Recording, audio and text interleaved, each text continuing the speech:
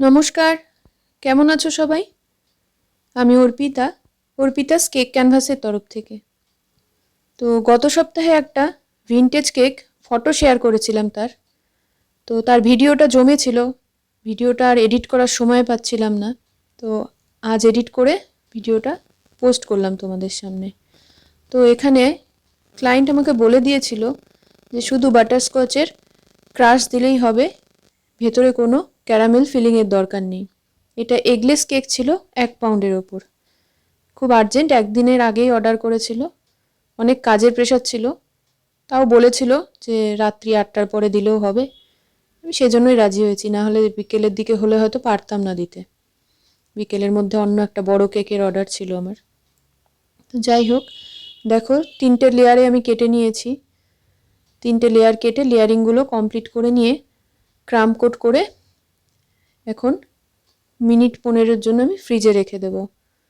আর এরই মাঝে আমি বলে রাখি, তোমরা যখনই কেউ কোনো নিজেদের পছন্দ মতো কোনো কাস্টমাইজ কেক অর্ডার করবে, প্লিজ কিছুদিন হাতে সময় নিয়ে অর্ডারটা করো।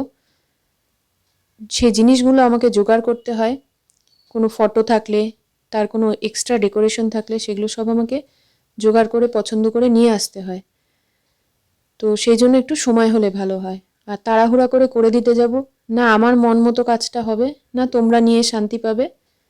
তখন তোমাদের মনে হবে যে অর্পিতাস কেক ক্যানভাসের কেকগুলো ভালো হয় না।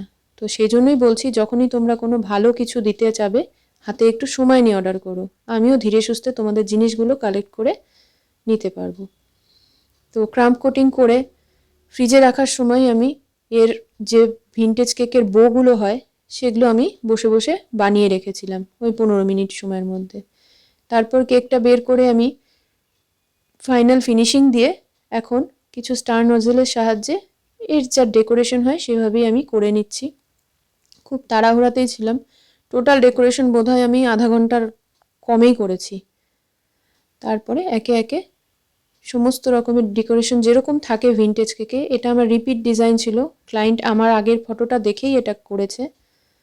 তো সেভাবেই আমি করে নিয়ে, আর লেখাটা যেহেতু 3D ছিল, আগে সাদা দিয়ে লিখে তার ওপর দিয়ে আমি লাল দিয়ে লিখেছি, যাতে লেখাটা বেশ 3D একটা এফেক্ট আসে। খুব সিম্পল লেখা, জাস্ট হ্যাপি বার্থডে, না কোনো নাম না আর অন্য কিচ্ছু দিয়ে এবার আমি এখন সব রেডি করা বউগুলো লাগিয়ে দিলাম। এই সময় যদি বউগুলো রেডি করতে হতো আরও কিছু সময় যেত, তাই জন্যই অফ টাইমেই আমি করে নিয়েছিলাম বউগুলো। এই বউগুলো লাগিয়ে নিলাম, আর এই হলো কেকটার ফাইনাল লুক।